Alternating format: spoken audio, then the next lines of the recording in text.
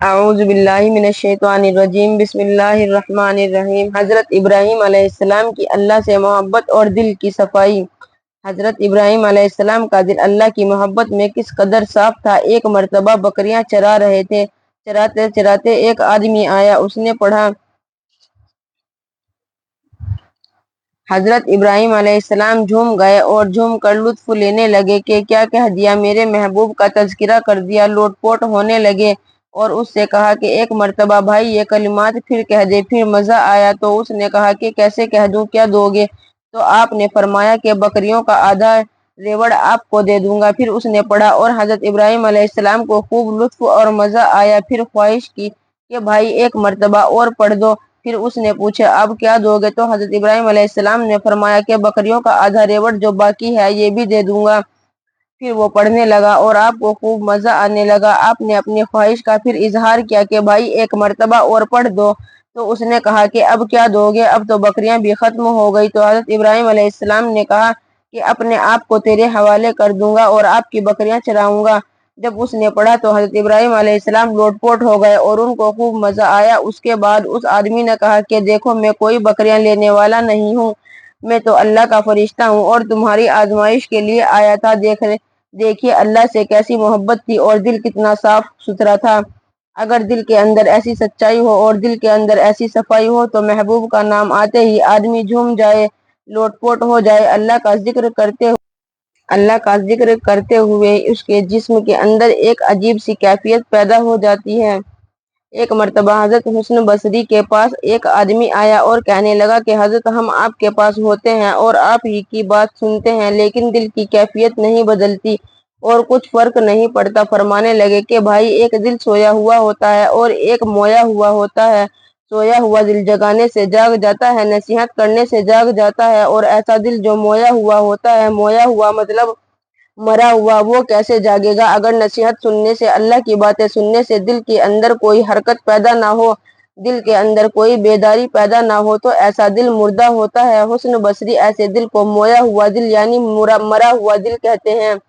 ایسے دل کے اندر کوئی بیداری نہیں ہے۔ اگر آدمی کے اندر نصیحت سن کر، واقعہ سن کر کپ کپی پیدا نہ ہو اور فوری طور پر اس پر اثر نہ ہو تو وہ زندہ دل نہیں ہے۔ تو عزیز وہ زندہ دل بنانے کی ضرورت ہے۔ اگر دل صاف نہیں ہے، اس کے اندر بیداری نہیں ہے تو ایسے دل کی ضرورت نہیں ہے، کیونکہ وہ اثر ہی قبول نہیں کرتا۔ ایسا دل چاہیے جو بات کو قبول کرتا ہو اور بات سے متاثر ہوتا ہو اور وہ آدمی کے اندر انقلاب پیدا کرنے کی صلاحیت رکھتا ہو، ایسے دل کی ضرورت ہے۔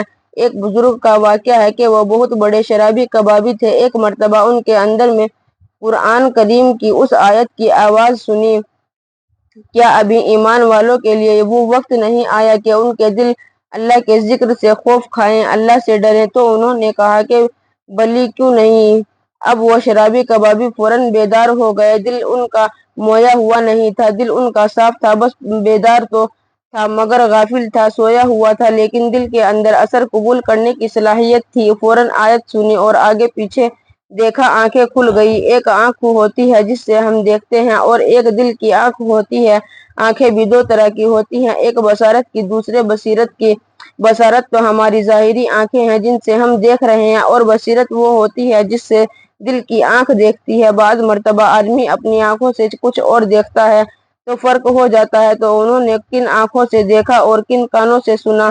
انہوں نے دل کی آنکھوں سے دیکھا، بصیرت سے دیکھا، ان کی زندگی بدل گئی، تاریخ میں ان کا نام روشن ہو گیا اور تاریخ میں ان کا ذکر ہوتا ہے تو اللہ نے انہیں ایسا قبول کیا کہ دنیا تک ان کا نام روشن کر دیا۔ انہوں نے اللہ کی ایک آیت پر لبیک کہا، وہ وقت آ گیا اور وہ بیدار ہو گئے، فوراً قبول کر لیا۔ اس لیے ہمیں بھی ضرورت ہے کہ ہمارا دل سنور جائے، دل کی جو بیماریاں ہیں وہ ختم ہو جائیں۔